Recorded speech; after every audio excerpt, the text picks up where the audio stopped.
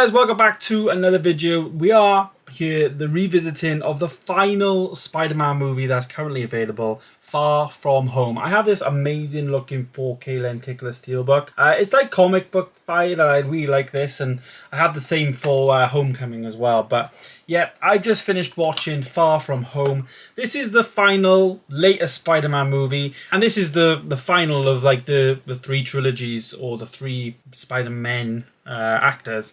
And this is Tom Holland's second movie as Spider-Man. It's slightly different, this one, in regards to Homecoming versus Far From Home, because in between these films, Spider-Man appears in things like Avengers Endgame, and that's what basically this movie picks up on. Right after Avengers Endgame, we obviously see Tony Stark die, etc.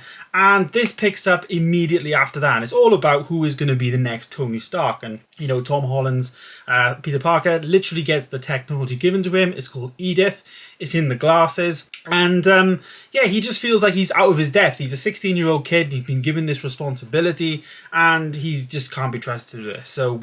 So yeah, the movie does follow Peter Parker basically on like another school trip, and that's my criticism with both of the Tom Holland Spider-Man movies, is that we never get to see him really in New York. Well, I don't think we really have. The first movie, he was very much in Washington a lot of the times, and in this movie, they travel to Europe, so we do get to see him in Venice, Prague, and also London. So it's not the OG Spider-Man movie that I like watching, you know. It's all about the tall buildings, New York, and all that. And I hope in No Way Home, it kind of looks like, based on the trailer, that a lot of the movie is going to be in New York. So I'm really hoping we get that, because we haven't really seen that yet, in my opinion. The protagonist of this movie, though, is played by Jake Gyllenhaal, and he is playing Mysterio, a very mysterious like character who's basically using drones to manipulate people in the world into, you know, wanting to be the next Iron Man. He wants to create this like fake event and then be the hero, and then, you know, they'll love him and he'll be like an Avenger or whatever, or better than the Avengers. That's the plot. Say with it what you will. It is lackluster, don't get me wrong.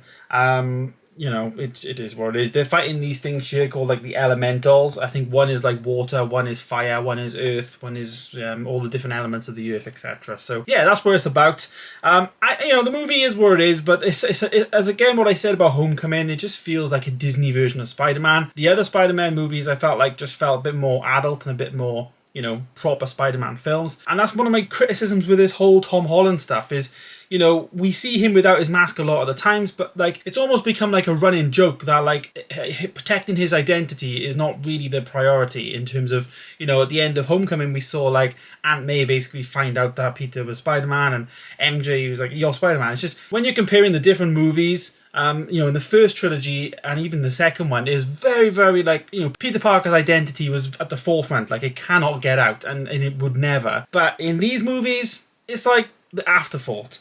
And that's my criticism with them, really. I don't really rate the whole MCU Spider-Man stuff. Far From Home, though, I did enjoy it. I'm not going to lie. I did prefer it to Homecoming. I'm going to rate it a 6 out of 10. I had a really good time with it. I think I preferred Homecoming for other ways. I preferred the bad guy in Homecoming, but then from Far From Home point of view, I did prefer like the actual look of the film. The tone of the film was a little bit better. Homecoming felt to be very much too funny, too comedic for me, whereas Far From Home, I think, was a bit more grown up and a bit more mature, but still wasn't like, you know, the Sam Raimi trilogy, in my opinion, for like story, and even like the villain. Like the villain wasn't very good in this one either. So yeah, it's a shame. You know, I'm not really liking the Tom Holland Spider-Man stuff. I prefer, you know, I like to see Spider-Man as part of the Avengers and all that, but it's not really hit me yet, and I'm really hoping No Way Home is gonna make me fall in love with Tom Holland as Spider-Man, and, you know, maybe we get to see Andrew and Toby, obviously. So that is the next one, though. I am going to be reviewing No Way Home, and it's going to be out the day that I actually go and see it, which will be Wednesday. I have done every single Spider-Man movie, revisited all the first trilogy, as well as the Amazing Spider-Man, as well as then the MCU versions of Spider-Man. So if you want to go see all those videos, please do.